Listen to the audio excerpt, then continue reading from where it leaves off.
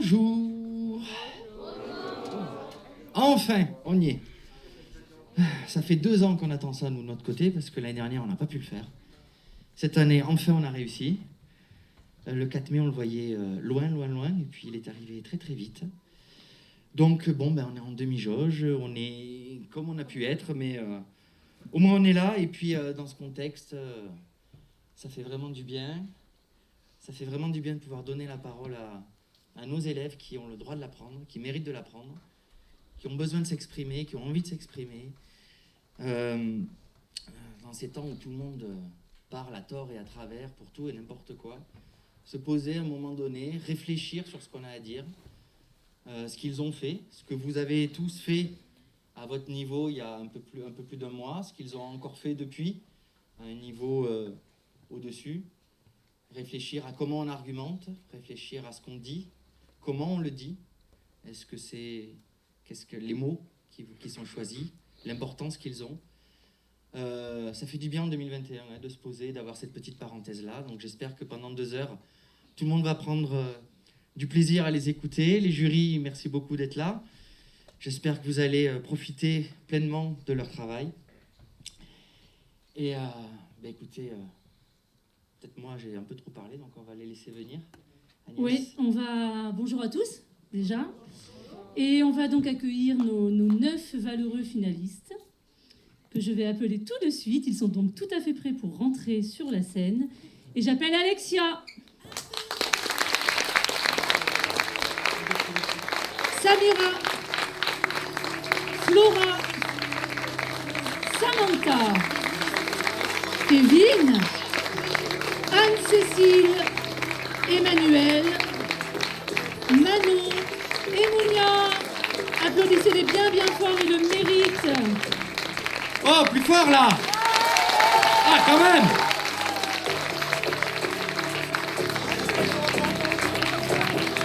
Dan, tu nous mets un peu de lumière en public, s'il te plaît? Et les pancartes, on veut les voir, s'il vous plaît. Allez! Oh là!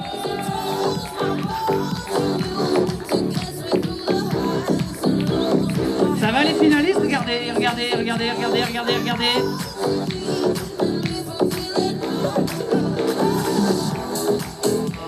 Allez, merci Dan pour la lumière. Alors, Alexia, Samira, Flora, Samantha, Kevin, Anne-Cécile, Emmanuel, Manon, Monia, tout va bien? Non, c'est normal. Alors, je vous propose, allez vous asseoir, prenez la température de la salle. Vas-y Alexia, c'est bon, vous pouvez y aller. Monia, allez vous asseoir tranquillement.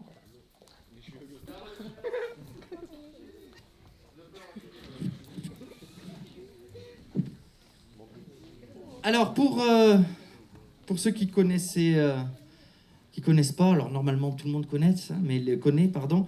Les règles du concours cette année étaient assez simples, 66 candidats sur la ligne de départ, 3 minutes sur un thème libre qui vous tenait à cœur. Il en reste plus que 9. Et là, c'est plus 3 minutes sur un thème libre, c'est 7 minutes sur un thème imposé. Donc on a un thème imposé, on a une réponse imposée, et on a un mot imposé où évidemment les personnes que nous sommes avons choisi des mots implaçables, mais il faudra les placer quand même. Donc imaginez la complexité de tout ça. Et pour pouvoir juger de cette complexité, donc on a un jury d'exception, moins les retardataires. Et on commence par le coordonnateur, la délégation académique à l'action culturelle.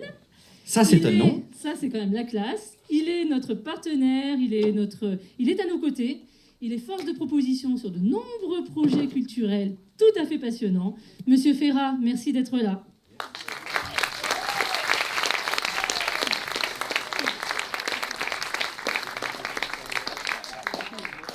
Elle est actrice, elle est comédienne de théâtre, elle est combattante pour les droits de la femme, elle est femme engagée pour la culture réunionnaise.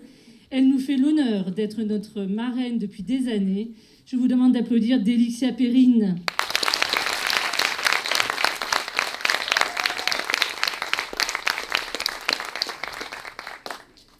Nous avons la brillante gagnante d'il y a 2 ans. Elle n'a perdu ni son sourire, ni son talent. Elle nous revient cette année. Merci Noémie d'être là.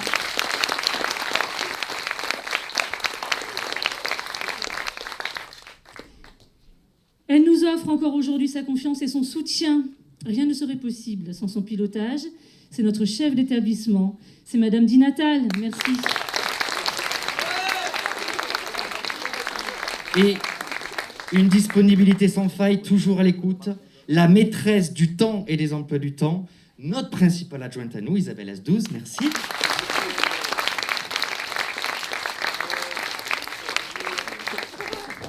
Émilie, elle nous impulse, elle impulse, elle propose toujours plein de choses très intéressantes.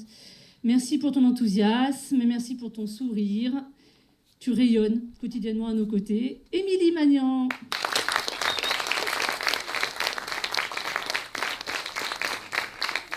Tu nous accompagnes avec beaucoup de patience, même quand c'est compliqué au niveau des fois des petits papiers à remplir.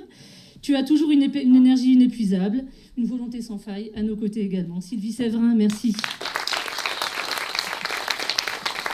Et puis merci, vas-y, là, c'est à toi de dire merci à tous les autres. Merci, oui, merci, là, merci, on a plein de monde à remercier. Il y avait d'autres personnes du jury qui auraient dû venir, on avait non, mais je parle pas de ceux qui veulent, mais bon, au début, on a essayé de faire à 17h, mais bon, c'était pas possible, le couvre-feu, on a modifié les horaires, bref, les emplois du temps de tout le monde, c'est pas extensible, malheureusement. Alors, tout ceci aujourd'hui est possible grâce à beaucoup de personnes, beaucoup trop de personnes, donc on va remercier plus ou moins tout le monde. En premier lieu, nos chefs d'établissement qui croient en nos élèves et qui nous permettent de faire ce genre de projet pour eux. Et évidemment, tout le personnel administratif du collège et de gestion, merci beaucoup. La délégation académique de l'action culturelle, plus connue sous l'acronyme de la DAC, représentée par Monsieur Ferrat aujourd'hui, qui est vraiment les partenaires du collège privilégiés depuis plusieurs années. Ils nous soutiennent, ils nous accompagnent. Merci beaucoup, Monsieur Ferrat et Madame Colin aussi. Merci évidemment à la mairie de Trois-Bassins pour ses installations, les partenariats réguliers entre la mairie et le collège. Merci, Monsieur le maire. Merci à tout le personnel du pôle, à Dan là-haut, à Sylvie, à Émilie, à tous les autres qui font vivre cette belle structure, ceux qui sont là à 5h du matin comme ceux qui sont là présents tout le temps. Merci à tous nos collègues du collège pour nous supporter en ces périodes et de bousculer leurs emplois du temps pour nous. Merci en particulier à Lara Granon, à Laurence Vallot, à Katia Serima, à Christine Boyer, à Zara Raghib, évidemment à Éric Bacon aussi. Merci Agnès. Merci Agnès. Merci Cédric. Ah, j'ai cru que tu voulais pas me dire merci. Alors, on va peut-être commencer le concours, non? Qu'est-ce que tu en penses, hein? Alors, pour ça, avant, j'aimerais que Delixia puisse dire un petit mot, déclarer le concours officiellement ouvert, si tu veux bien nous rejoindre, Delixia.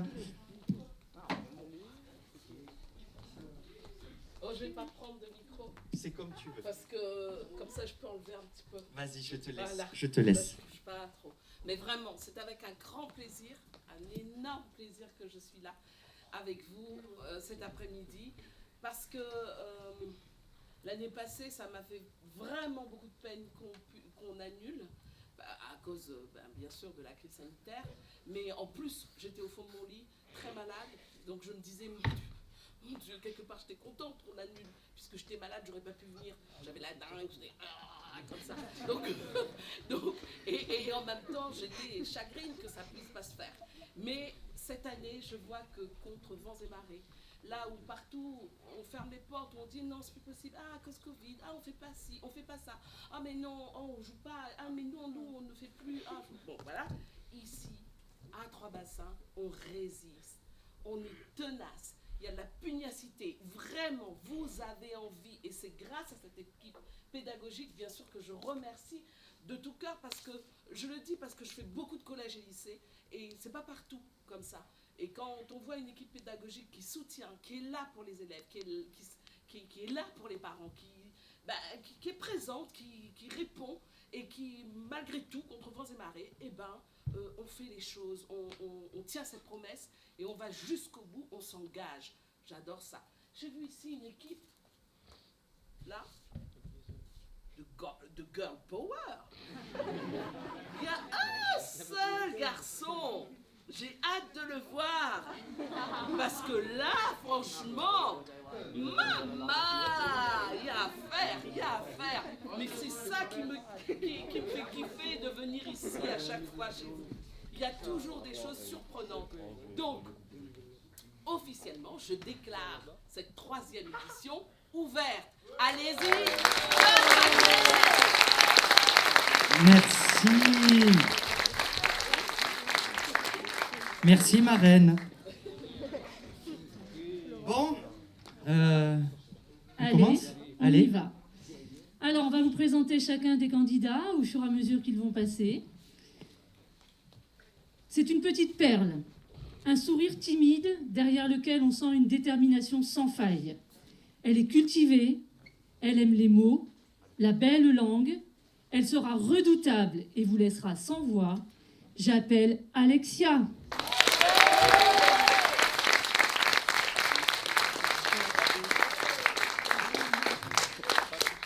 Alors, Alexia dans Tout sous contrôle, oui, et avec son mot imposé qui est alcôve. À toi, Alexia.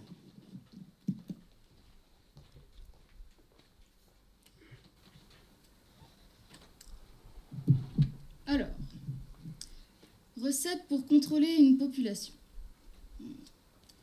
La persuader dès le plus jeune âge que le seul moyen de parvenir au bonheur est d'avoir de l'argent. Mettre les enfants dans une école pour les former à avoir un travail qui leur permettra de gagner de l'argent. Une fois qu'ils auront un travail et de l'argent, leur faire croire qu'ils sont maîtres de ce qu'ils vont en faire.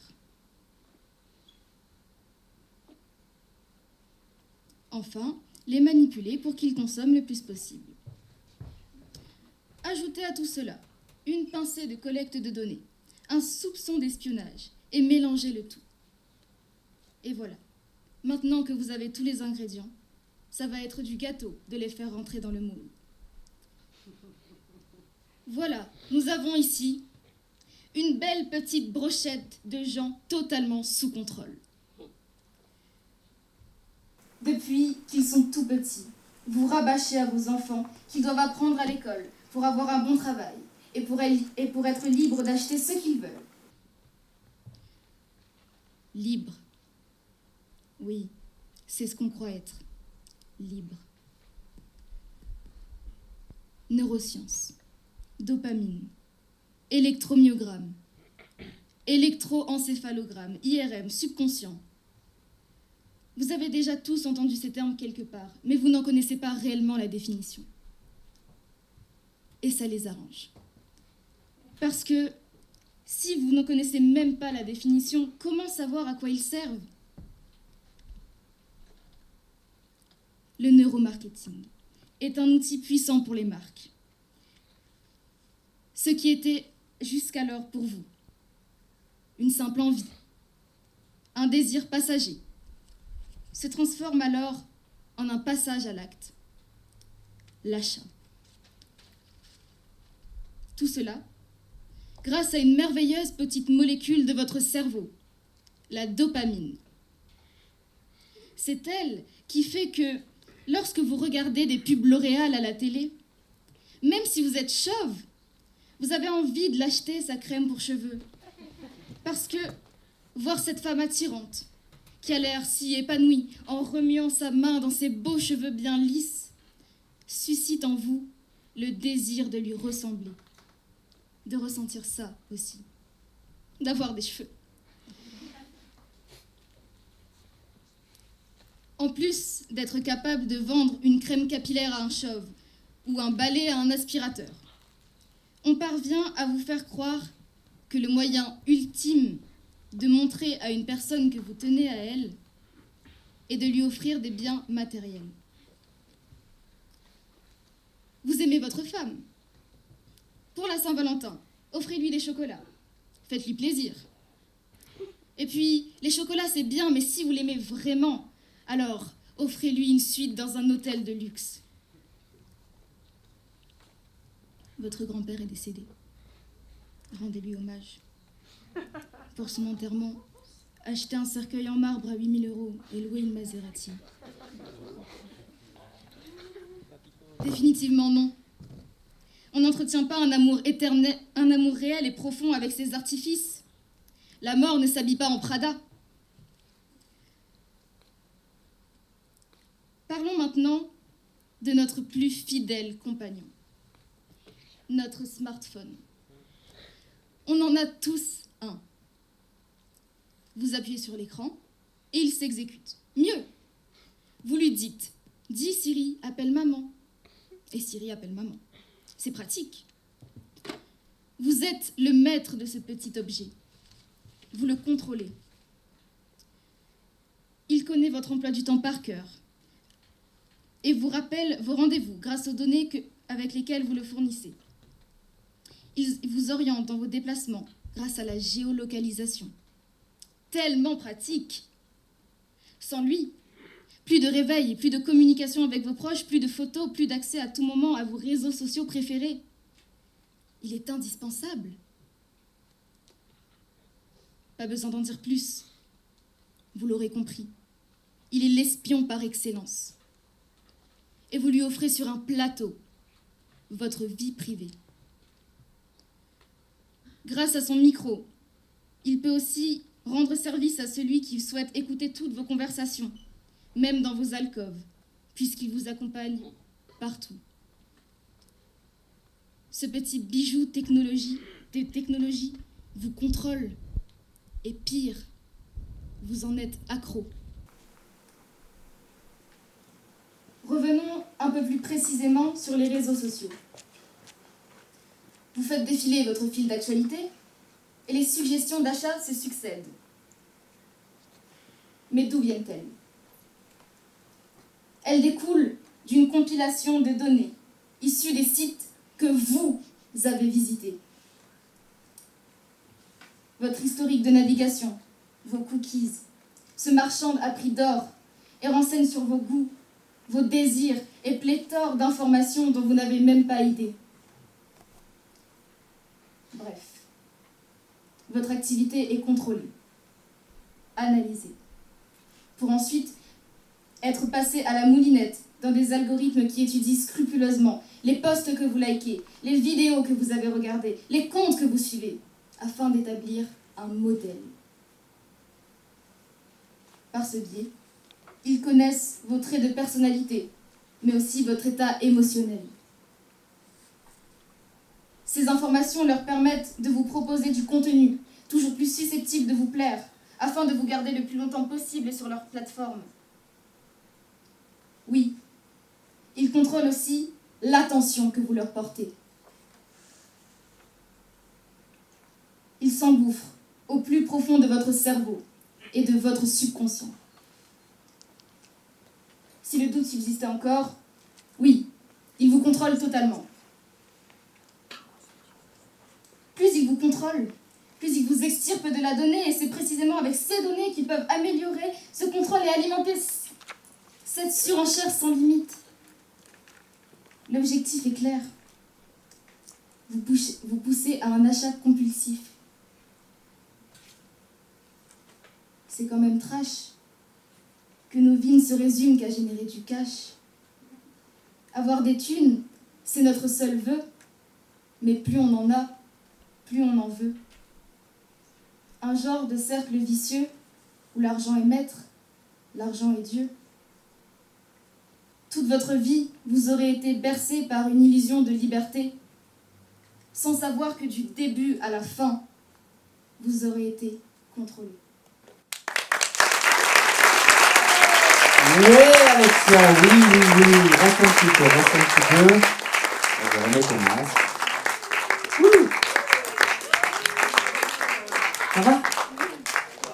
Allez, vas-y. C'est difficile d'être la première, hein ? Mais elle a accepté, au moins. Elle est tranquille. Et maintenant, quelqu'un va lui répondre, un petit brin de femme au regard percutant, fine et volontaire. Elle va tenir le regard haut face aux intimidations de la vie. Sa solidité est évidente et nulle ne tergiversera. Voici Samira.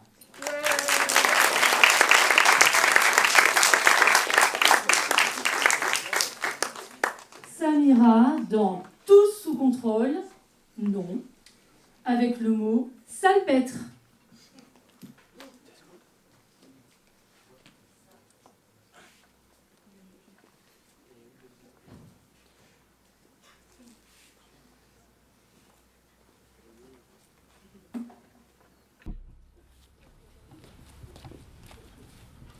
Je me souviens qu'en été 2015, à une heure tardive, j'ai pris mon courage à 2 mains et non à 2 pieds, et je suis partie voir mon ex-petit copain pour lui annoncer, malheureusement, notre fin. De toute façon, il était radin et crétin. Je ne voulais plus être sa catin. Mon amour pour lui avait disparu. Et j'en étais convaincue. Mes sentiments sont partis comme ils sont venus. Et tout ça, je l'ai décidé de mon plein gré et surtout pas parce qu'un autre me l'a imposé. Vous voyez où je veux en venir ou pas? Non, oui, non. Ne vous inquiétez pas, je l'avais prévu et vous ne serez pas perdus, je vous l'assure. En clair et non sombre, je voulais certifier que vous, ou peut-être vous, ou encore vous, il est nécessaire, il est important que je vous rappelle que vous êtes le seul à avoir le contrôle sur vous-même et que personne ne peut faire de même. Cela s'applique même aux spécimens qui mettent les céréales après le lait, qui boivent du thé chaud et qui aiment les artichauts. Vous n'êtes pas épargnés, si c'est pas génial ça! Soyons reconnaissants que ce n'est pas Michel, 60 ans, célibataire et qui aime boire, qui nous contrôle, car on serait bien dans la muise. Après, il y a toujours des personnes comme Tati Brigitte qui osera dire le contraire. Comme elle a n'a rien à faire pour influencer et contrôler bonne jeune. Ben, a fini sauvage.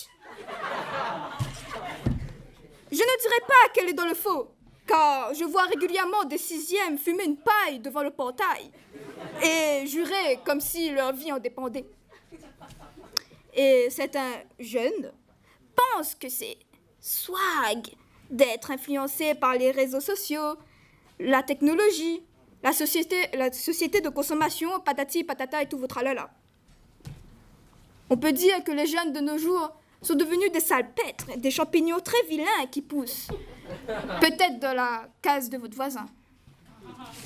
Mais Tati Brigitte n'a pas forcément raison. Prenons exemple sur la crise d'adolescence. Certains parents, des vieux principalement, pensent que les hormones sont en option. Et en parlant des vieux, ils nous traitent de sauvages alors qu'ils sont 30 fois pires, mais qu'ils sont culottés. La vieillesse, ça fait peur, hein. Sauf vous, vous êtes génial, vous. Les jurys, vous êtes au top. Ce n'est pas une influence ou un contrôle. C'est juste que nous grandissons, mesdames et messieurs. Oh zut! Après, peut-être qu'on est vraiment sous contrôle. Chut! Cette phrase qui n'a ni queue ni tête, pensée par des gens sans cervelle, qui sont forcément non intellectuels, sans t'offenser, Alexia, je suis désolée. Pourquoi je vous agresse de la sorte? Car votre logique est tout simplement morte. Réfléchissez juste 2 secondes. Vous ne pouvez pas être contrôlé. Bon, à part si vous êtes des voitures de toutes les couleurs qui se transforment et qui tirent des missiles pour anéantir l'humanité, des chiens robots qui ont été fabriqués pour faire de la moto, des robots de 2,90 m qui ont été faits pour mettre sur un ring, ou tout simplement des machines robotisées qui tentent de prendre le pouvoir sur l'humanité, ou plus magnifiquement encore, des ballons robots qui ont été fabriqués dans un laboratoire dans une université. Petite parenthèse, si vous avez les caractéristiques de ces créatures, je vous demande de quitter la salle, car vous n'êtes pas normal, sachez-le. Cependant, si vous êtes un humain, un vrai, avec des os, de la moelle, la chair, et surtout avec un cerveau tout à fait fonctionnel et naturel, ceci est certifié, validé avec validation, et tout ça avec appréciation. Faisons une mise en scène. Imaginez que vous êtes dans un musée d'art. Tout le monde a les yeux rivés sur un tableau avec un point rouge dessus. Il y aura plusieurs réactions à la pluie. Il y aura des gens dégoûtés, des gens stupéfaits et des gens dans l'incompréhension. Mais ça, on s'en fiche. Car la réaction qui sera la plus cruciale, ça sera la vôtre. Vous tout seul, votre goût. Et c'est ça qu'on aime. Mon but premier était de vous faire savoir que vous n'êtes pas à contrôler. Mais il est aussi bon de vous rappeler que chacun ici présent, élève, professeur, jury, finaliste, riche, SDF, famille, zoophile. Ah non, vous me faites peur. Sinon, à part ça, vous êtes tous uniques. L'être humain est unique. Vos émotions sont uniques. Le point à ne pas oublier, c'est que je peux vous jurer que vous n'êtes pas à contrôler. Si vous pensez le contraire, c'est que vous faites pitié. Non, c'était pour blaguer, hein. Je ne vais quand même pas vous contrôler. Bravo,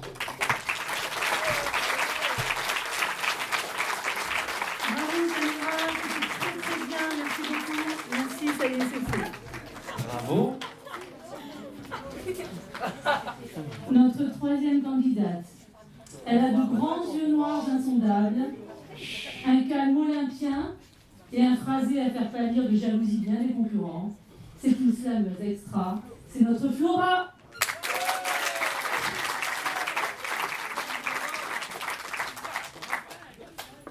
Et Flora, dans Faut-il avoir une passion dans la vie? Oui, avec le mot enjaillé. À toi, Flora.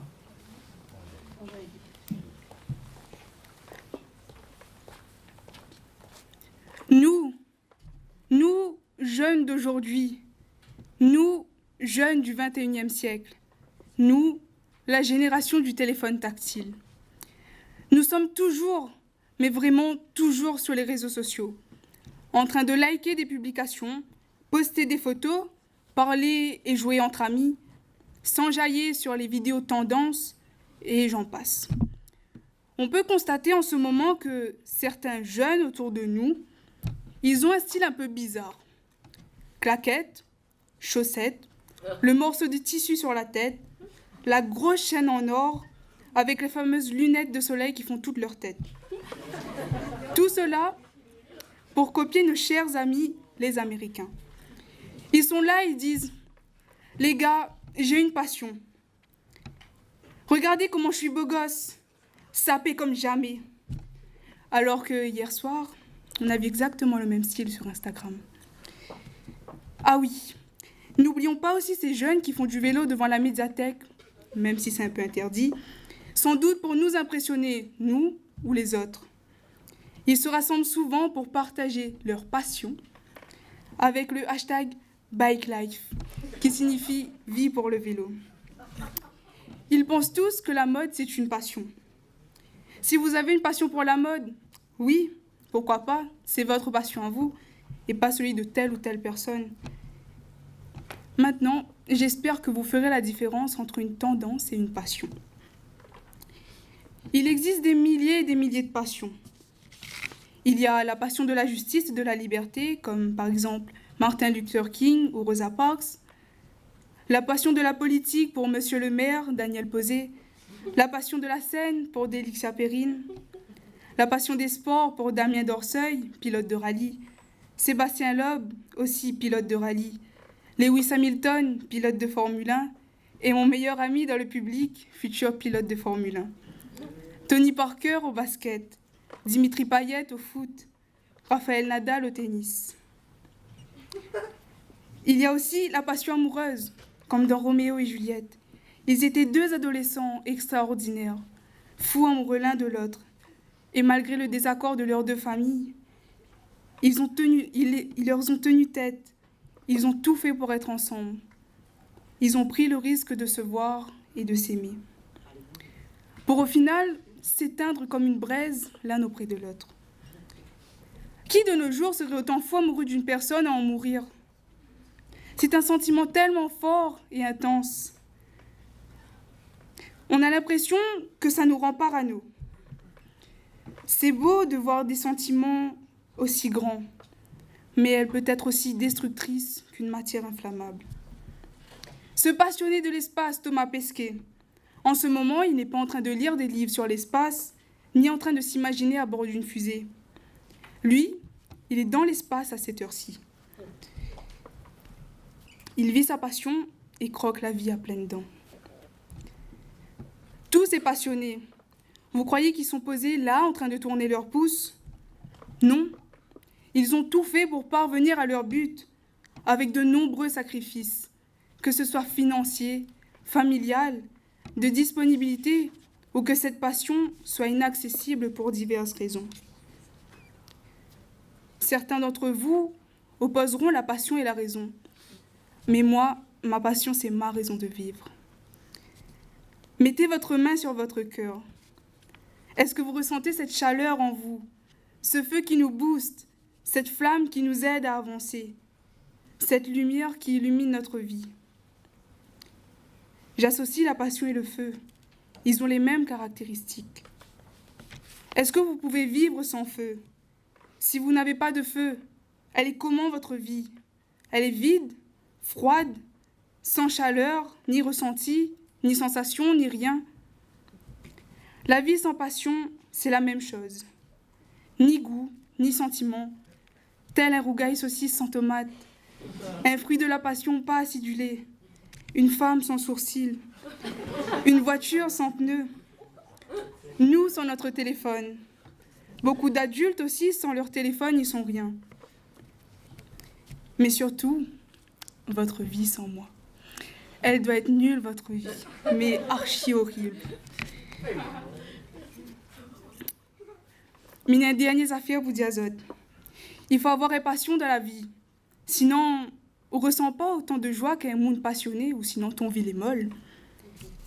Et comme Gramoun l'a toujours dit, ose marmaille, nous n'avons qu'une seule vie, la vie est courte. On profite à bien. Et comme nous dit, nous les jeunes, one life.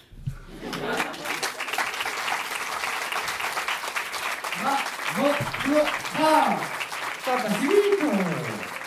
Bravo. One life. Tu me traduiras, j'ai pas compris. Alors, on la sent attachée aux valeurs d'honnêteté, de gentillesse et de bonté. Elle pose un regard bienveillant au monde qui l'entoure, beaucoup plus forte qu'elle ne le croit. Elle trace sa route sans faillir. Impressionnante sur des planches de théâtre, elle va vous surprendre à coup sûr et vous laisser béat. Voici Samantha.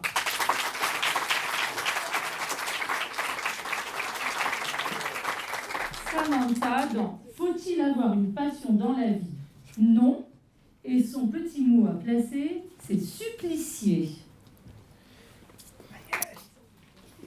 Mesdames et messieurs les jurés, et vous aussi l'Assemblée, pour commencer, j'aimerais vous dire que je suis bien vivante.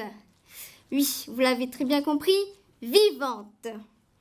Vous vous demandez sûrement pourquoi une telle phrase qui certainement pour vous n'a aucun sens. Mais pour moi, cette phrase en a un. Aujourd'hui, je me sens trahie, blessée. Toute ma vie, on m'a menti. Et à vous aussi, je le crains. On vous l'a certainement dit une fois dans votre vie que pour être bien dans sa vie et dans son corps, il fallait une passion. Mais ce ne sont que des bêtises. Je suis presque sûre que des personnes présentes dans cette salle n'en sont passionnées de rien. Ils ont juste des passe-temps ou même des envies, mais pas de passion. Mais est-ce que vous êtes mort? Non. Eh ben voilà, on vous a menti. Comme on nous le dit si bien, la passion est source de vie. Donc, cela veut dire que si on n'est pas passionné, on est des morts vivants. Ça veut dire que nous sommes des cadavres qui parlent, qui bougent, qui marchent, même des esprits qui ont un cœur qui bat. Je ne le crois pas. Et puis, pour vivre, nous avons besoin de travailler, de manger. Pas McDo tous les soirs, 5 fruits et légumes par jour, bien sûr. Et de boire. Boire, comme il dit boire. Là, pas l'alcool. Bien sûr, c'est de l'eau, parce que me connaissent d'autres là, avec ce petit repas. Teng le soir. Cela dit, il y a quelque chose qui me taraude. Oui, taraude. Ah, j'ai taraudé. J'ai trouvé. Alors, faut-il? Est-ce un ordre? Cela veut dire qu'on est obligé d'être passionné? Qu'on ne peut plus vivre sans passion? Je suis d'accord avec Flora que pour être bien et se vider la tête, même oublier ses problèmes, on peut avoir une passion. Mais pourquoi en avoir une seule quand on peut en avoir plusieurs? Mais attention que tout cela ne vous monte pas trop à la tête, car tout cela peut tourner au drame. Comme la vengeance de Médée, une jeune fille prête à tout pour son mari. Pour lui, elle a tué son frère, trahi son père, tué un innocent. Tout cela par passion. Mais quelle était vraiment sa passion? Le meurtre ou l'amour? Meurtre, amour, telle est la question. Nous pouvons définir la souffrance de Médée par le mot supplicié. Pourquoi le mot supplicié? Car maintenant, c'est elle qui souffre. Toute cette violence se retourne contre elle. Elle se sent torturée. Elle souffre mentalement. Tout cela à cause d'un homme qui ne l'aimait pas et qui l'a trompée avec une autre femme. Nous pouvons aussi prendre l'exemple de la chanteuse Tal, que vous connaissez certainement, avec sa chanson « Le sens de la vie ». Mais une question, la vie n'a un sens vraiment ça? Parce que pour moi, non. Hein. Ah oui, comme là, où sort masque. Allez, la monde, bien sûr. On n'a plus le droit de danser, aller en boîte, faire repas de famille. Mais ça pue un vie, ça n'a plus de sens. Tal a dit dans ses paroles, « J'ai trouvé le sens de la raison qui m'entraîne à chaque pas sur le devant de la scène et je l'aime. » Bien sûr, elle aime la musique, mais est-ce vraiment sa passion? Imaginez que vous vivez que pour la musique et que vous abandonnez tout pour que vous consacrez à votre carrière et que là, vous vous plantez et que vous n'avez plus goût pour la musique. Vous croyez vraiment que cela sera facile de recommencer votre vie à zéro, de tout revoir jusqu'au moindre détail, de tout recommencer, les études et de tout revoir? Eh ben non, cela ne sera pas facile de tout reconstruire en un claquement de doigts. Parce que ne l'est pas Mimi Marty. Celle qui ne connaît pas, c'est Joséphine Ange Gardien. Vous êtes peut revoir sur W9 en replay. Pour en revenir sur l'amour. L'amour avec un grand A. Bien sûr, vous connaissez tous ce mot. Cela vous fait penser à quelle histoire? Une histoire connue. Bien évidemment, pas celle de mes parents, mais la pas celle de non plus.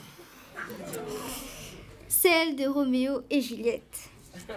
Comme l'a dit Shakespeare, il aimait la mort, elle aimait la vie, il vivait pour elle, elle est morte pour lui. Si j'ai quelque chose à vous dire aujourd'hui, c'est de ne jamais vous faire souffrir pour le bonheur de votre partenaire.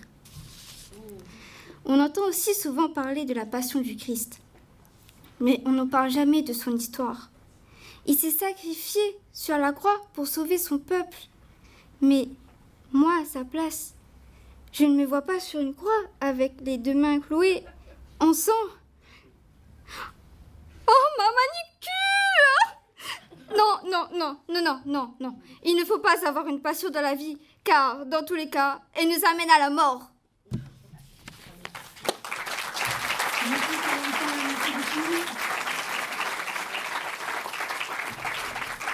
Merci, bravo.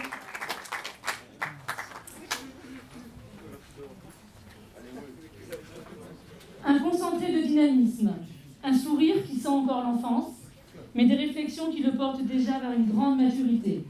Un corps sain, un esprit sain dans un corps sain. Sa prestation sera divine, c'est Kevin.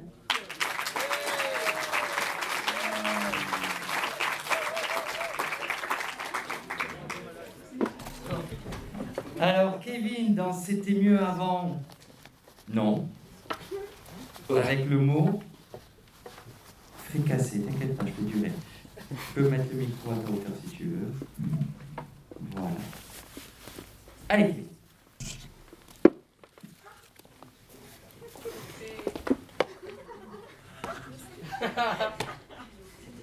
Ah, maman! Je t'y connais, le monde comme là, et puis comme d'un temps avant. D'un temps avant encore le franc. Avant, m'y t'es bien. M'y t'es heureux. J'avais pas besoin de grand-chose, vous faites mon bonheur. Et puis, n'avez respect. Respect. Ça, maman, aujourd'hui, l'ai oublié, hein. Oh, mais t'aimes bien mon petit époque d'un temps longtemps.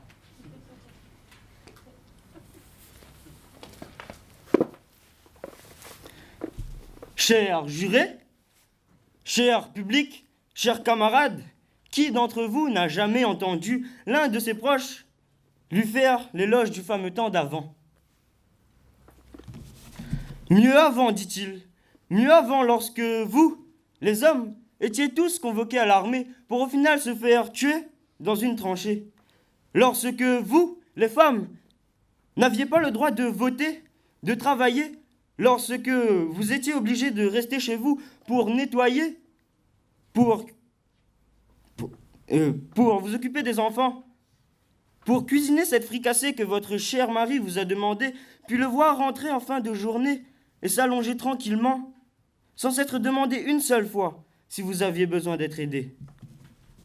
Mieux avant lorsque vous, les Noirs, étiez tous humiliés, lorsque tous ces Blancs vous torturaient, lorsque vous, les homosexuels, étiez tous rejetés de la société, lorsque vous, les Juifs et les handicapés, étaient tous gazés puis brûlés, lorsque vous, les étrangers, étiez tous traités d'immigrés, lorsque vos enfants, vos frères, vos sœurs mouraient de maladies pour lesquelles il n'existait aucun remède, lorsque les moyens d'accès à une éducation n'étaient pas garantis par l'égalité et la gratuité, lorsque les moyens de contacter vos proches étaient limités, lorsque chaque trajet durait une éternité car elle ne pouvait se faire qu'à pied. Les réponses vous viennent, je le pense, assez rapidement. Non, ce n'était pas mieux avant. Les faits sont là. L'avant n'est pas si beau qu'on ne peut l'entendre. Pas si meilleur qu'aujourd'hui.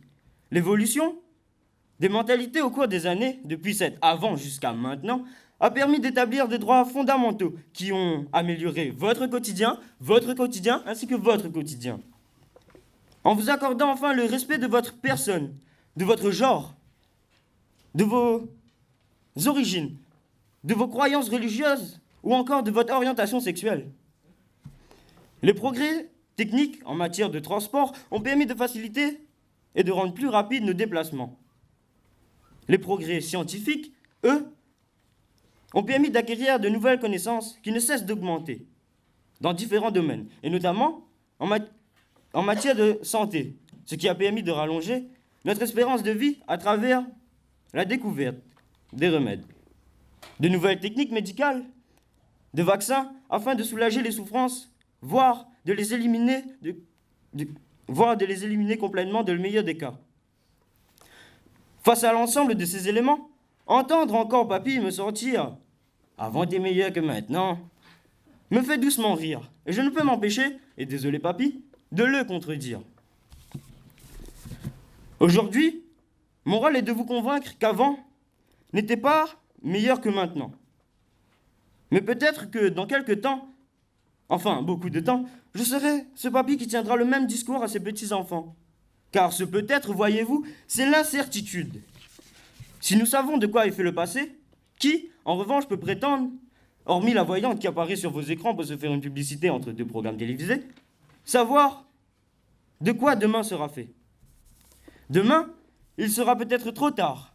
Alors vivons, rions, chantons. Demain, peut-être que nous mourrons. Arrêtons de passer notre temps à essayer de comprendre le temps.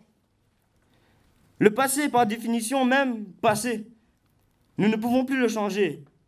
Alors que le futur, lui, constitue à l'inconnu. Que nous reste-t-il alors? Eh bien, le présent. Le temps passe, on ne le voit pas passer. Pourtant, il ne fait que passer. Le temps passe et la mort vient. Le temps passe et il ne revient jamais. Le moment, c'est maintenant. Et maintenant, c'est le moment de vous dire qu'aujourd'hui est peut-être le jour que vous décrirez dans quelques années comme le meilleur jour de votre vie. Alors vivez, savourez et cessez de regretter le passé. Car le passé, tel que l'a dit Spinoza, car regretter le passé tel que l'a dit Spinoza, c'est être malheureux deux fois. Et vous n'avez pas le temps pour ça. Merci, Corinne. Tiens, papy. Tiens, papy. Allez, papy. Allez, papy. Tiens.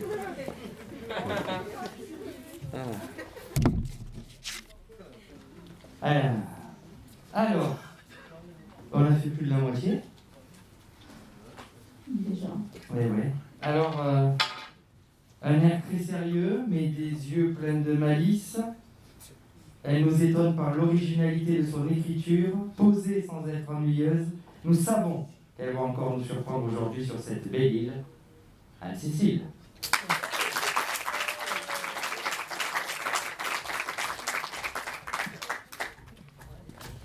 Anne-Cécile dans Maître Corbeau, Maître Renard. Elle défendra Maître Corbeau et devra placer coin-coin.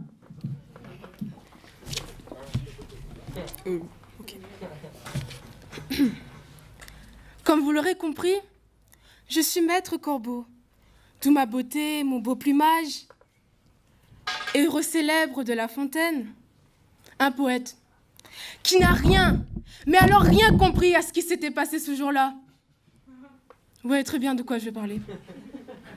Déjà, certes, j'étais sur un arbre, perché, et je tenais en mon bec un fromage.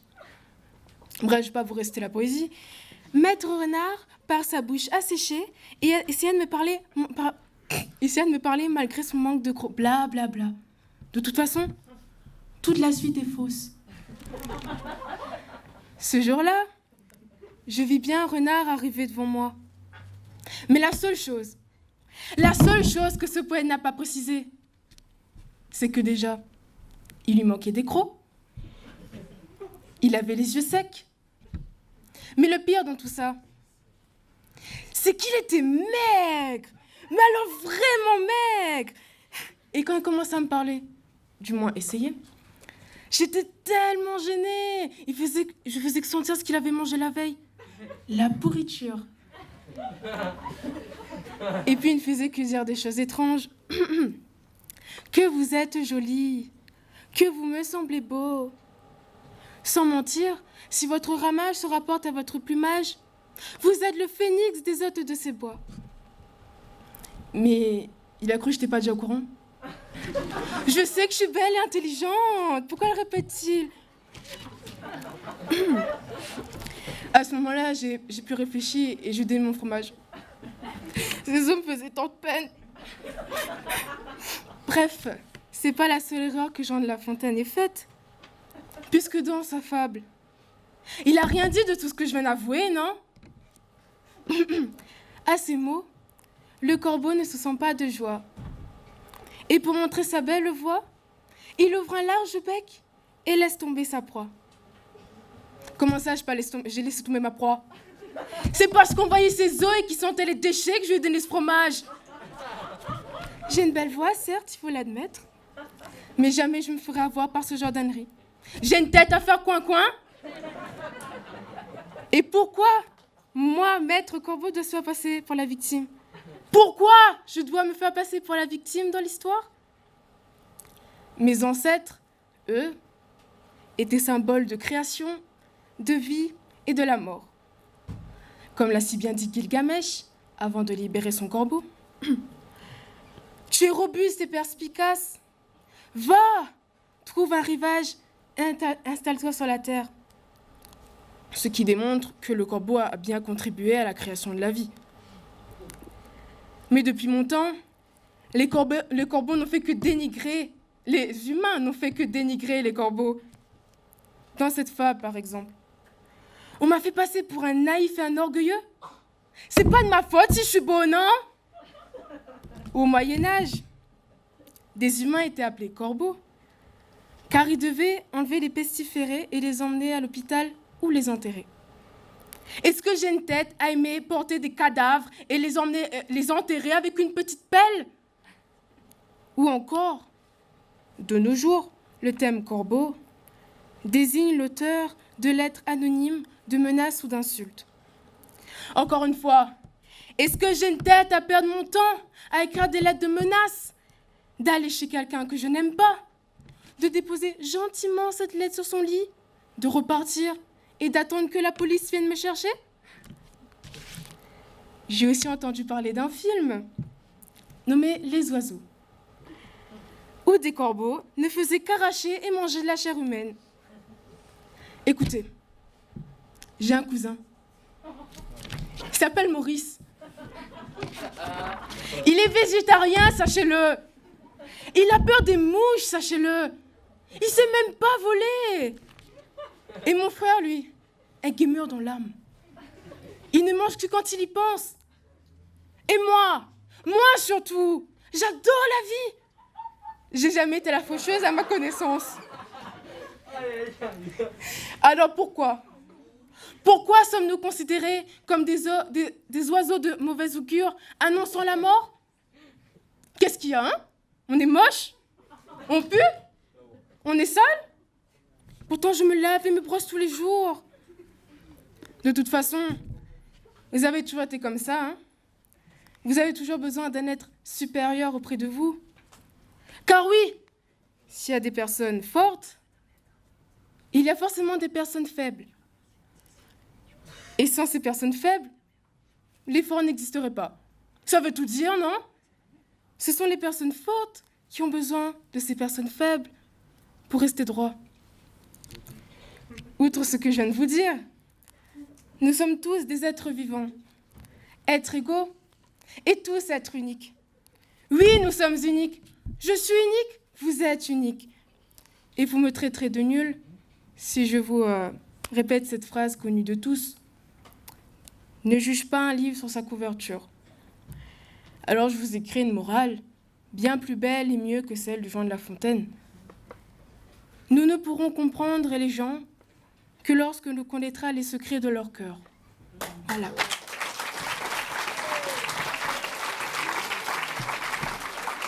Merci Anne-Cécile, merci beaucoup. Merci et bravo. Merci.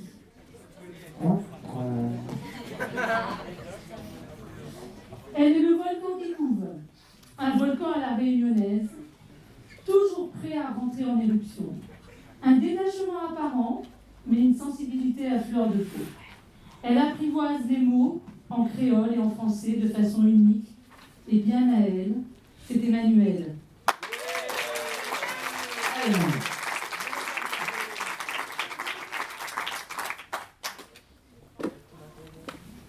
Emmanuelle dans Maître Corbeau et Maître Renard. Elle va défendre Maître Renard avec le mot imposé. crémaillère.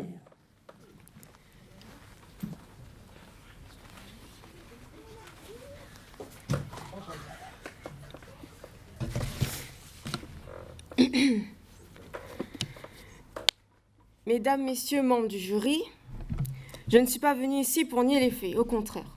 On va éclaircir quelques points. Il est vrai que ce jour-là, Maître Corbeau était sur un arbre perché. Il est vrai que ce jour-là, une odeur alléchée va... Bref, il est vrai aussi que ce jour-là, j'ai corrompu ce volatile pour pouvoir profiter du bien qu'il avait dans le bec. J'ai volé le fromage de Monsieur Corbeau. Pourtant, il ne m'avait rien fait. Mais bon, comme il dit en créole, un bon zoo, il tombe jamais dans la gueule d'un bon chien. Alors, après avoir été victime de vol, le corbeau, honteux et confus, est allé se plaindre d'un air miséreux aux habitants de la forêt et à Monsieur Jean de La Fontaine. Oui, il a parti fait noce avec un quel morue. Yes, c'est bien ça. Malheureux! Faites attention! Un renard de mauvais augure a croisé mon chemin. Mal intentionné, je pense qu'il a la rage. Je n'ai guère compris son papotage, mais c'est sûr que j'ai perdu mon fromage. À ce moment-là, Jean de La Fontaine a informé toute la contrée en écrivant une fable contant la terrible et tragique histoire de ce Piaf. Alors tout le monde, même la populace des bois perdus, furent au courant de cette dramatique et inimaginable histoire. M'a volé un fromage, pas un bœuf. Je comprends que vous puissiez être choqués, mais quand même, un fromage, ça ne va pas empêcher ce petit oisillon de faire sa crémaillère. Moi, tout ce que je vole, je l'ai mérité. Car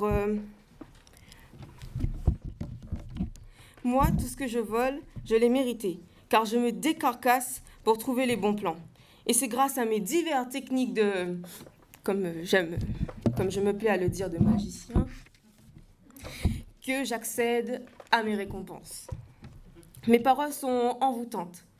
Résistez, je finirai toujours par vous persuader. Je joue avec les mots et les arguments pour avoir tout ce que je veux à tout moment. Il est vrai que je dois remercier Dame Nature pour ce don. Je ne fais... Bon, j'ai soif, je peux boire un petit peu, s'il vous plaît?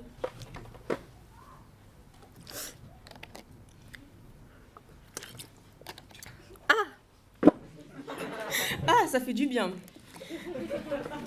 En parlant de bien, vous savez ce qui fait pas du bien? Alors, vous savez ce que ça fait de se prendre des insultes, des moqueries, des préjugés et des pièges de la forêt en plein museau? Ça fait très mal les pièges en métal. Mais pas grave, on est résistant. Tous les coups que j'ai reçus. Et puis, foutant rien en graisse pas cochon. Je vous fais part de cela, car, mesdames et messieurs, voilà plus de 3 siècles et demi que Jean de la Flotte de la Fontaine a publié la fameuse fable Maître Corbeau et Maître Renard. Je me dois de le remercier pour 2 choses. Premièrement, dans le titre de la fable, il me flatte en me complimentant de maître. Maître, c'est-à-dire celui qui maîtrise, celui qui a la situation en main. Cela dit, c'est bien bête d'avoir utilisé le même mot pour qualifier ce saut de corbeau. Mais bon. Deuxièmement, c'est grâce à cette fameuse fable que la célébrité m'a ouvert ses bras. Je suis connue. Toutefois, il y a quand même quelque chose qui me dérange. 3 siècles et demi que l'on me traite de tous les noms. 3 siècles et demi que vous me traitez de tous les noms comme des dadés. C'est bien beau, chers enseignants, de vouloir faire apprendre la fameuse fable Maître Corbeau et Maître Renard de ce grand Jean de La Fontaine pour leur expliquer que dans chaque acte de la vie, il y a une morale. Mais la prochaine fois, tâchez de ne pas remplir cette mission qu'à moitié. Car sachez, mesdames et messieurs, que cette fable est erronée. Et oui, ce n'est pas la véritable fin, il y a une suite. On se sent bête, hein? Il y a 3 siècles et demi, encore, un voleur a dérobé la fin de la fable. C'était un voleur, c'était le voleur, l'un des plus sournois, des plus malicieux et des plus imprévisibles que le monde ne peut imaginer. Ce voleur, c'est moi. Ah, j'attendais de dire ça en plus. Mais, comme je pense que j'ai gardé ce secret assez longtemps, et aussi comme je suis d'une générosité exceptionnelle, je veux bien vous dévoiler la fin de la fable, la fin originelle, c'est-à-dire dans une langue qui me suit à merveille, ma langue maternelle. Alors, criquet craquer.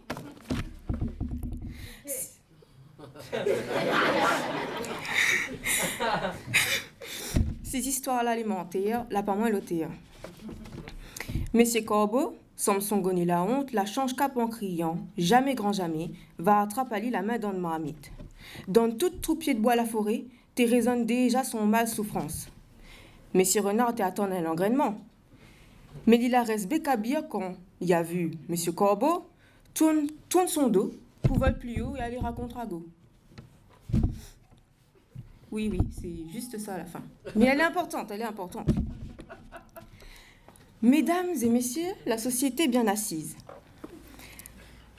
L'a pas besoin de taper un moun pour voir la lit. L'a pas besoin de tuer un moun pour voir la lit. Un bon causement, bien arrangé, bien macéré, comme un civet, les assez pour farfouiller son gosier. Le seul affaire que moi n'ai, c'est mon paroli. Ensemble, mon bousaron est bien rempli. Alors que Monsieur Corbeau, c'est un zen crâné, pas bon compère, mais bon commère. Du coup, donc, une dernière affaire pour Diazote. Si dans la société margoze les amers, si soubique la misère y cabosse notre dos, pas besoin de la peur, reste pas à terre. Alors lève à zot ensemble 2-3 petits verres. Ces histoires-là, la tous les autres cœurs, à moi-même le terre.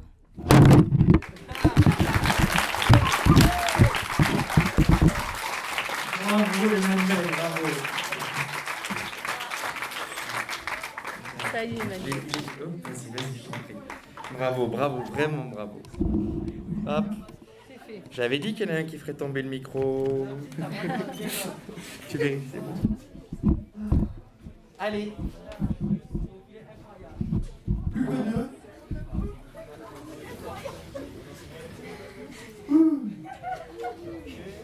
Drôle et inventive, spontanée, naturelle. Voici quelques adjectifs qui nous viennent à l'esprit quand on pense à cette jeune fille. Elle gagne peu à peu en maturité et sous nos yeux, la chrysalide devient papillon. Manon.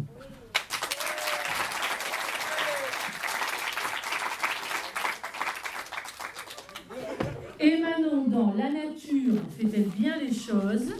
Oui, et elle doit placer Mimolette.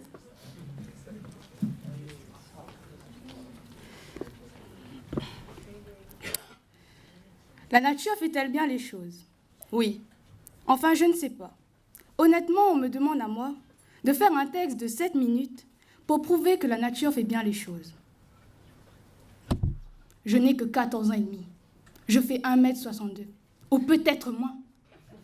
Et on me demande à moi, Manon, de défendre la nature et de dire c'est bien fait. Alors, je vais vous parler de la nature.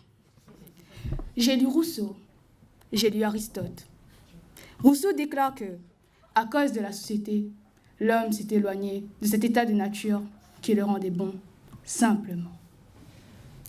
Aristote lui dit, le hasard est synonyme de désordre, mais la nature est contraire au désordre. Pour commencer, nous avons deux idéologies complètement différentes. D'un côté, Rousseau, qui est aministe. Il pense qu'il y a un état bon à l'homme et pense que la nature,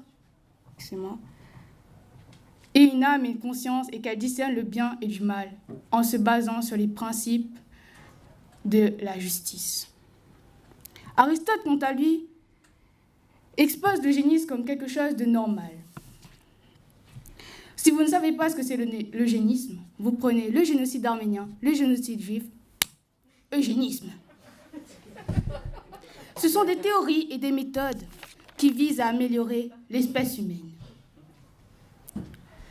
La nature, c'est aussi la source du vivant, l'auto-équilibre, le fruit de l'évolution. Donc, pouvons-nous mettre toutes les erreurs du monde sur le dos de la nature?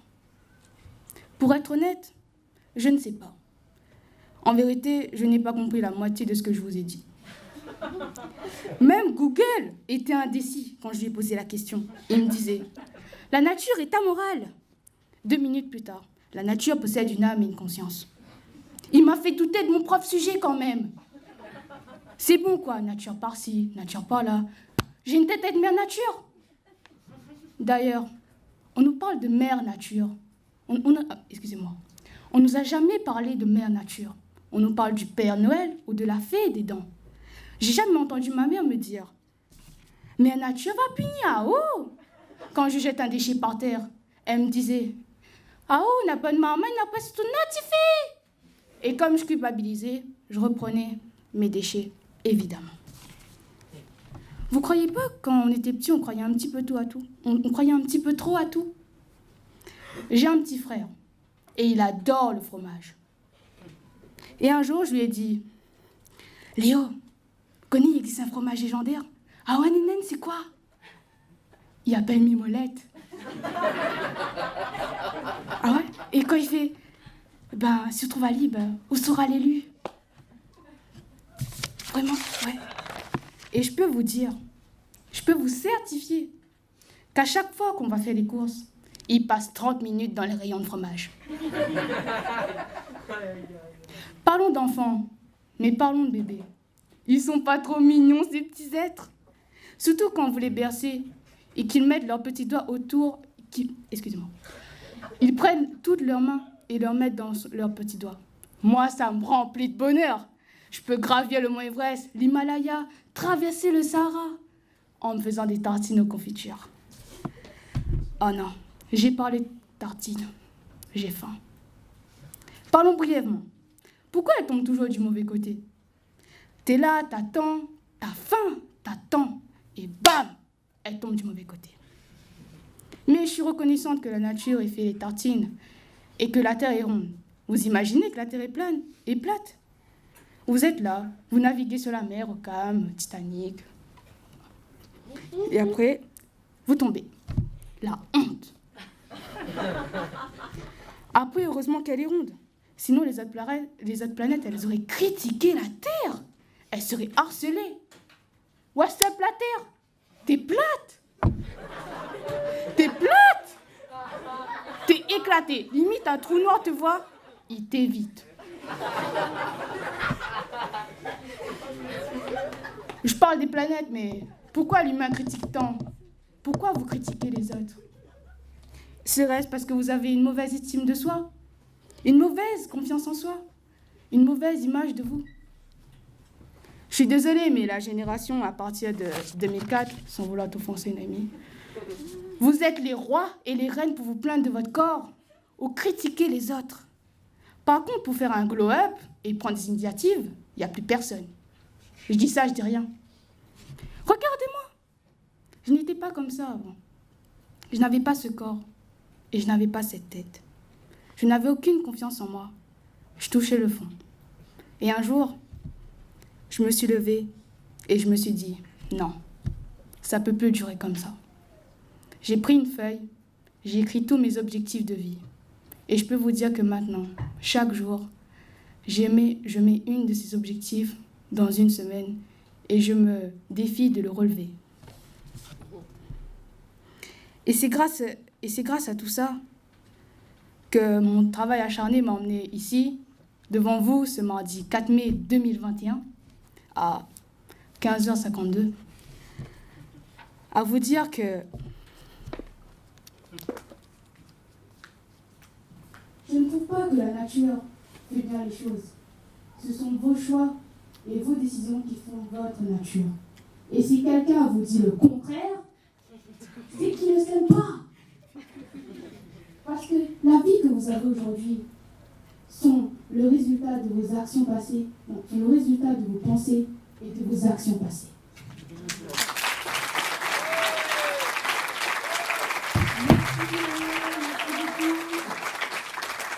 Bravo à toi.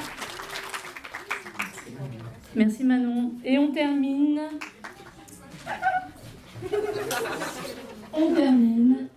Elle incarne l'originalité. Un style inclassable, mais une classe indéniable. Un charisme dont elle ne semble pas avoir conscience, la rend particulièrement touchante. Tremblez, chers concurrents, sans tomber dans la paranoïa. Voici Monia.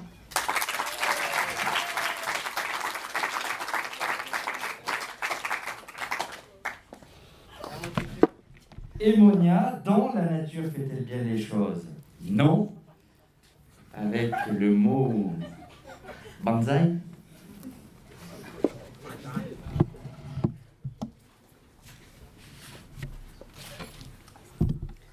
Remontons donc les millénaires jusqu'au temps où, station debout, tu deviens maître de la terre. Depuis l'éléphant jusqu'au pou, tu te déclaras bien tourné, te sacrant narcisse à jamais. Horreur, de quel œil te vois-tu, toi mammifère mal fichu? Car pour te dire les choses en gros, t'es pas beau l'humain, t'es pas beau. Ta main te devenant l'outil qui soudain te différencie, étant quasi seul animal à marcher à la verticale. Dès lors balançant tes battoirs en un va-et-vient ridicule, tes bras te sont double pendule, marquant ton pas sans le vouloir. Là pour te dire les choses en gros, t'es pas beau l'humain, t'es pas beau. Dessous les voiles où tu enfermes les désirs de ton épiderme, tes crins en touffe et en bouquet, sorte de burlesque fouté, poils clairsemés et poils touffus, forêt oasis incongrue, où folichonnant tes attraits te font paraître bien plus nus. Ça pour te dire les choses en gros, t'es pas beau l'humain, t'es pas beau. Car te comparant au félin, tu es livré et lui l'orphin. Le cheval a plus de noblesse, en chaque patte, en chaque fesse, que toi déployant ton meilleur, total aveugle à ta laideur. Tu ris pourtant comme un petit fou, en regardant les singes au zoo. Vrai pour te dire les choses en gros, t'es pas beau l'humain, t'es pas beau. Ô pesanteur, ô triste loi, ô traction des hauts vers le bas, c'est perpendiculaire au sol, te faisant vertèbre patraque, que ta colonne se détraque. Dès l'âge où tes chairs seront molles, alors vieille outre flasque et terne, panoplie de drapeaux en berne. Bref, pour te dire les choses en gros, t'es pas beau l'humain, t'es pas beau. Eh ben non, vous êtes pas beau. Croyez-vous vraiment avoir la beauté d'un corbeau? Non, parce que regardez-vous, quoi. On peut pas dire que ça donne envie, tout ça. J'arrive vraiment pas à croire que je vous ai créé. Franchement, vous êtes hyper laid. Mais bon, je ne devrais pas commencer par parler de votre beauté qui est inexistentielle. Mais de mon erreur la plus grosse, vous, les humains, on ne peut pas dire que j'ai donné tout mon potentiel. Voilà ma plus grosse erreur, voilà pourquoi je suis d'accord avec le fait que la nature ne fait pas bien les choses. Je vous ai créé, vous, les humains. Et parmi vous, il y en a qui abandonnent leurs enfants pour en faire des orphelins. Ces êtres qui se sentent et agissent en supériorité, s'ils sont riches ou blancs, ils se droguent toute la journée, voilà leur plan. Mais ils réalisent de la drogue avec des choses trouvées dans la nature. Donc oui, j'avoue, j'ai créé des choses pour essayer de vous tuer, mais ça n'a pas fonctionné. Quelle désinvolture. Il est vrai que je vous permets d'accéder au plaisir, mais il est aussi vrai que je peux vous faire souffrir. Il est vrai que les hommes, depuis le début de l'Antiquité, ne font que m'admirer. Mais c'est aussi vrai que c'est vous, les hommes, qui êtes en train de me tuer. Oui, c'est vrai que j'ai créé les humains, mais même eux ne croient pas en moi, donc ils ont créé les divins. Ils ont créé l'histoire d'Adam et Ève, et cette histoire s'est répandue comme de la sève. J'ai accouché des humains qui, eux, ont créé d'autres objets. Donc peut-on dire que c'est moi qui les ai créés? Vous voulez savoir la réponse à cette question, n'est-ce pas? Eh bien, j'ai le plaisir de vous dire que je ne sais pas. Mais j'ai pas vraiment envie d'appeler ces objets naturels, parce que ce sont des objets créés par ces êtres rebelles. Bien sûr, ils ont créé des choses complexes. Ils ont créé le sexe. Non, mais imaginez-vous la première femme à être tombée enceinte. Elle pensait peut-être voir sortir de son ventre une fleur de hyacinthe. Mais un jour, après 9 mois, enfin, elle voit de l'eau qui coule, qui fuit de son vagin. Pour ensuite voir une chose hideuse, gluant, ensanglotée, avec la peau blanche pâle et flétrie. Un petit alien. On ne sait même pas d'où il sort. Enfin si, mais on se pose quand même des questions. Il a une tête à problème. Et à la naissance de chaque enfant, j'avoue, je joue à pile ou face. Et je vous donne soit une chouette vie, soit une maladie qui vous tracasse. Parce que oui, j'ai tout essayé pour vous tuer. J'ai même créé toutes sortes de maladies qui peuvent vous tuer ou vous clouer au lit. J'ai créé la trisomie, l'asthme, le sida, le diabète, la dengue, la grippe, le choléra, la peste, le SAF, le cancer, l'endométriose, l'appendicite, le scoliose, le cholestérol, l'ostéogenèse, l'Alzheimer, la Parkinson, l'anorexie, la boulimie, l'AVC, la spastie médulaire, le cirrhose du foie décomposé, l'hémophilie, la mucoviscidose, la paraplégie, la tuberculose et le corona, bien sûr, sans oublier. Parmi toutes ces maladies, vous en connaissez peut-être la moitié, mais ne vous en faites pas, vous allez bientôt tous les attraper. Savez-vous qu'est-ce que le karma? Le jour où les humains avaient créé ça, j'ai fait la fiesta. Il est comme les divins. Si vous faites quelque chose de mal, il vous met dans le pétrin. Il est censé vous apprendre une leçon. Mais ça ne fonctionne pas trop. Sinon, pourquoi continuez-vous à faire ces abominations? Je vous ai créé, alors pourquoi êtes-vous en train de me tuer? Non, parce que permettez-moi de vous le rappeler. J'ai quand même tué toute une espèce dans la même foulée. Franchement, je crois que ce que j'apprécie le moins dans l'espèce humaine, c'est les hommes. Vous chassez, vous vendez, vous violez des femmes. Mais bon, depuis des années, vous aimez faire la guerre. C'est dans votre nature. C'est ce que vous faites de mieux, tuer jusqu'à qu'il n'y a plus de survivants.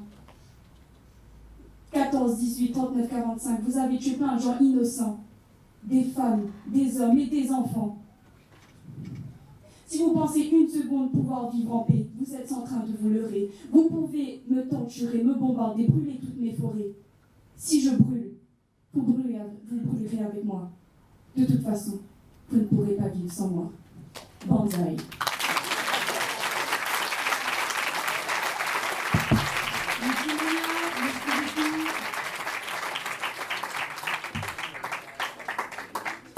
Bravo Monia, c'est très bien. Ça y est, on est au bout des 9, on a écouté tout le monde, on a laissé la parole à chacun d'entre vous. Vous avez écouté. Je voudrais déjà vous demander de bien les applaudir.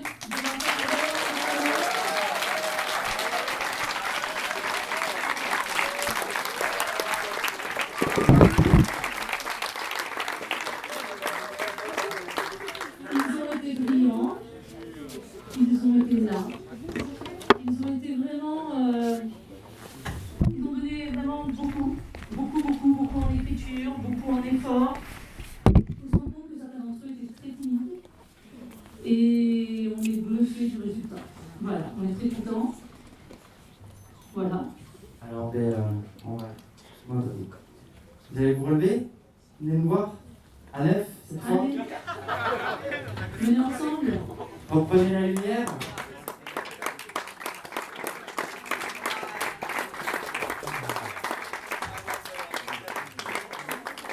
Et mes chers jurys, je vous avoue que je suis très content de ne pas être à votre place. La première année, on s'est collé, puis on s'est dit non, plus jamais. Donc on fait venir des gens dehors, c'est bien pour nous. Je vais vous inviter à suivre Madame Raghib, qui va vous accompagner dans un endroit tenu secret. On espère que vous serez tous entiers à la sortie.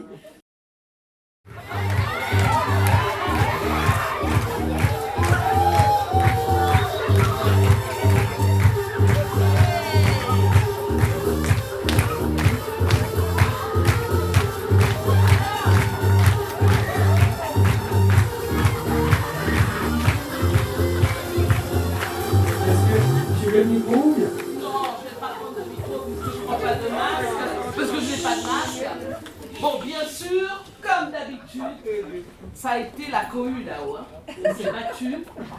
Bon, ben j'ai gagné. L'habitude, c'est comme ça, c'est l'habitude parce que je sais comment faire. Mais ça a été tendu. Ça a été tendu. En fait, on avait envie de dire, bah, on donne à tout le monde. Et puis voilà, comme ça, plus de problème. Mais la règle, le règlement, depuis quelques années, j'ai fini par comprendre hein, qu'il faut un troisième, un deuxième et un premier. Mais je peux vous dire vraiment, personnellement, pour vous avoir vu au début de l'année et travailler un peu avec vous, et ben je trouve qu'il y a eu une nette évolution. Il y a eu des jeunes gens et des jeunes filles qui se sont transformés. Et vraiment, moi, ça me donne du baume au cœur de voir des jeunes filles engagées, des jeunes gens engagés, qui vont jusqu'au bout et qui se prennent pas au sérieux tout en étant très sérieux. Ça, c'est super. Donc, on va pas faire durer trop le suspense longtemps. Un peu quand même. Non, c'est bon. Tu sais pas ce que c'est que d'être là. Non. Là. Et ils sont tellement... Moi, j'aurais jamais pu faire à leur âge ce qu'ils font, c'est monstrueux. Donc, mais alors ça, c'est pour qui, ça? Ça Celui-là. Celui-là, c'est pour le premier. Ah ben attends, on commence par le troisième. Oui, là, t'as un peu. Voilà. Donc, alors, notre troisième lauréate, ou lauréat, mais je dis que c'est lauréate. Donc, bah voilà, on élimine déjà. Voilà. Donc, c'est Manon!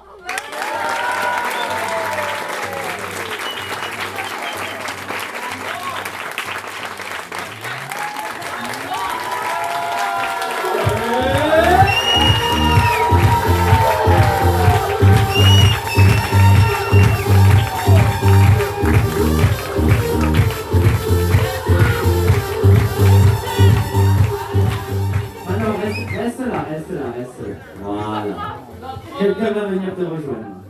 Notre number 2, c'est Monia!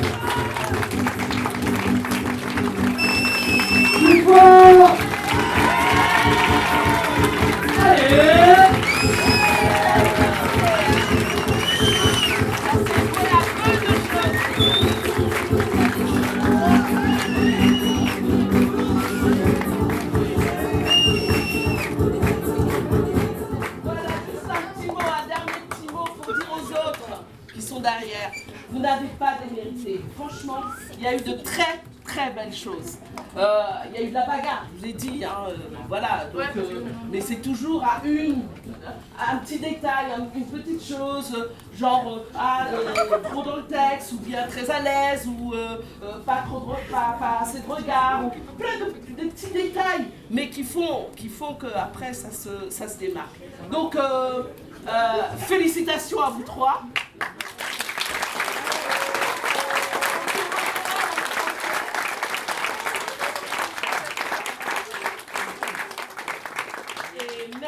Merci encore à tout le monde,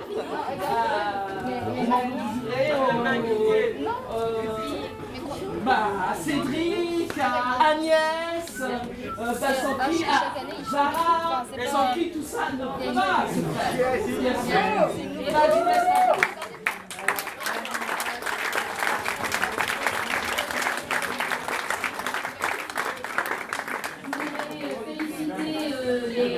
Déjà Anne-Cécile et ses deux camarades. Bravo.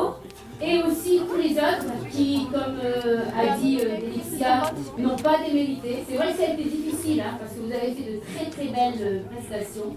Et on sent qu'il y a du travail derrière, il y a de l'investissement. Et c'est vrai que Vraiment, on vous remercie. Alors, bien entendu, vous n'avez pas fait ça seul aussi. Et je remercie toute l'équipe qui vous a accompagné, toute l'équipe des Locancia, avec le pilote Monsieur Yega. Et effectivement, c'est un gros boulot de toute cette équipe que je... Voilà, comme l'a fait Annette, merci à nos membres du jury. Merci aussi à vous, chers élèves. Oui, non, mais effectivement, vous n'avez pas eu ce courage qu'a eu ces élèves d'être venus, mais je sais que vous avez aussi travaillé.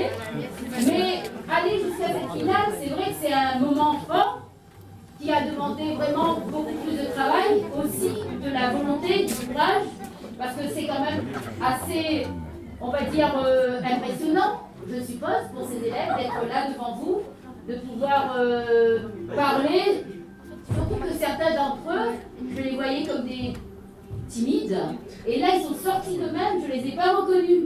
Et c'est vrai que pour tout cela, merci. Et puis merci à tous ceux qui ont encadré, accompagné, tous nos partenaires aussi, le pôle, la mairie, tout le monde. Voilà, et bravo à tous, encore une fois. On parle là-dessus sur des belles vacances, on va dire, un repos bien mérité. Et on espère que vous allez laisser, vous savez que vous allez vous revenir au retour, voilà. Et merci à tous.